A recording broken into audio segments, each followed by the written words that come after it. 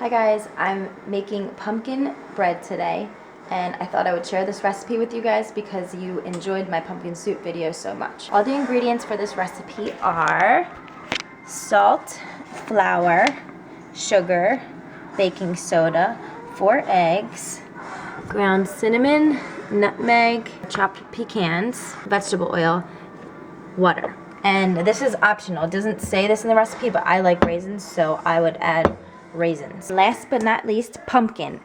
And that is the pumpkin guts. Yep, that's right, pumpkin guts. So you don't have to throw that stringy stuff away. You can use it and you can save it and you can make pumpkin bread with it. First thing that you want to do is preheat your oven to 350. You need a large bowl. Don't make fun of my bowl. I know this is like a hand-me-down from my parents, and my mom used to cook in it, so it's not the prettiest bowl, but that's what I have.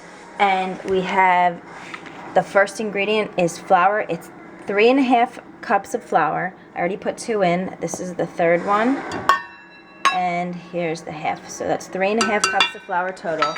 This recipe makes 2 loaves of pumpkin bread. It calls for 3 cups of sugar.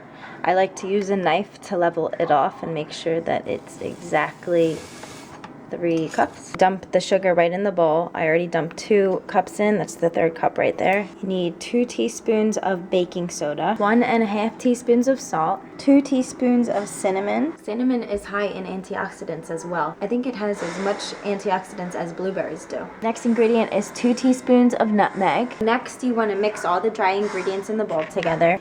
You just mix it up real good. You take the 4 eggs and beat them in a bowl separately. Once the eggs are all beaten, you combine that to the dry mixture. You add a 1/2 cup of water, and then 1 whole cup of oil. Now, I never said this was a healthy recipe. It is not a healthy recipe, but it should taste good. The next step is to take 2 cups of the pumpkin guts, and you have to separate it with your fingers and a pair of kitchen scissors. Now, I mentioned that I like to experiment in the kitchen. Therefore, I'm improvising because I don't have kitchen scissors. And I'm taking 2 cups and I'm gonna dump it in the food processor and turn it on just for a little bit so that it's cut up better. I forgot to mention, when you're taking the pumpkin guts out of the pumpkin and you're separating it, make sure that the strings that you're using for this recipe don't have any pumpkin seeds in it because they get caught inside of it.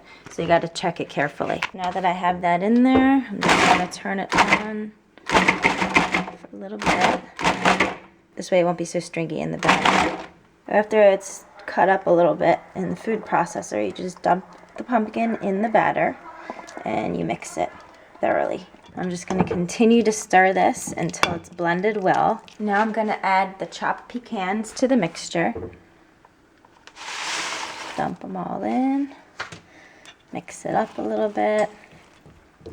Some people don't like pecans or nuts in their stuff, so you don't have to add them. The recipe calls for it. Personally, I never used to like nuts in baked goods, but now that I'm getting a little bit older, I don't mind them as much, so I'm going to try it with it and see if I like it. But I do like raisins in pumpkin bread, so because this recipe makes 2 loaves of bread, I'm going to make one of them with the batter that I already have made with the pecans. The second half of it, I'm going to add raisins to it. I poured half of the batter into one of the bread baking pans, and now this is what's left, the other half, so I'm going to add raisins. I have 1/2 cup of raisins that I dumped in, just mixing it up, and then I'm going to pour it into the second bread baking dish. They're all ready to go in the oven. So I'm going to put each of them in. That's the one without the raisins.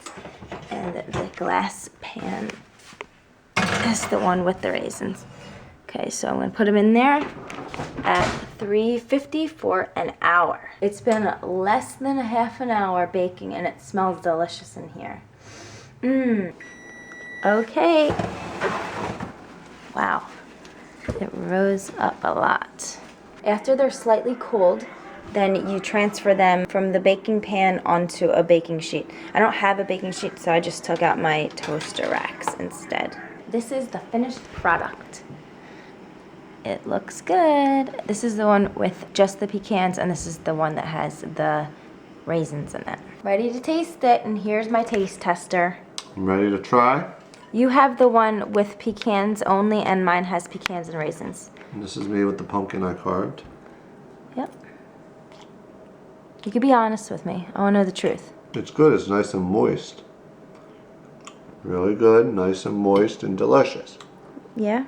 Alright, now I'm going to taste the one that has the raisins in it. It's good. The only thing I forgot to mention to you guys was that you might want to lightly grease the pan before placing the batter in so that it doesn't stick to the pan. If I were to make this in the future, the only thing that I would do differently is I would add more cinnamon because I think it would taste a little better with more. I would probably put about at least a half a teaspoon more. I'd like to thank you guys for all your positive feedback on my last cooking video. I really appreciate it. And I know you guys really would like me to make a cooking channel. I'm considering making a cooking channel, although I'm not 100% sure yet if I'm ready to. There's a couple things that are deterring me from doing it, and one of them is that I have a vision for it, and I feel like I would like somebody to be filming it for me as I'm doing it. So it would be easier for me to cook rather than focusing on filming it myself as I'm cooking, because it's hard to do that. I know you said that you don't care, you just want to see me do it, whether it's formal or informal, but that's just part of my vision. Also, I feel like I have a small kitchen. I don't really have a lot of space to work with between my sink and my toaster oven, and I could work over here, which there'd be more space, but if I'm working over here, I'd like somebody to be filming. And also, it's easy when I have the sink next to my working station. I feel like presentation is very important with cooking, and especially if you're making a video. I envision it to be like, with even like something silly like nice dishes, or like, how can I explain it? I just would have to maybe invest in better dishes and stuff like that, or better kitchen tools and equipment, like maybe even pots and pans and stuff like that, because I think that would make the quality of the video better. So that's all, but I'm still considering it, and I appreciate you guys watching this. I hope you enjoyed the pumpkin bread video, and I'll see you guys next time.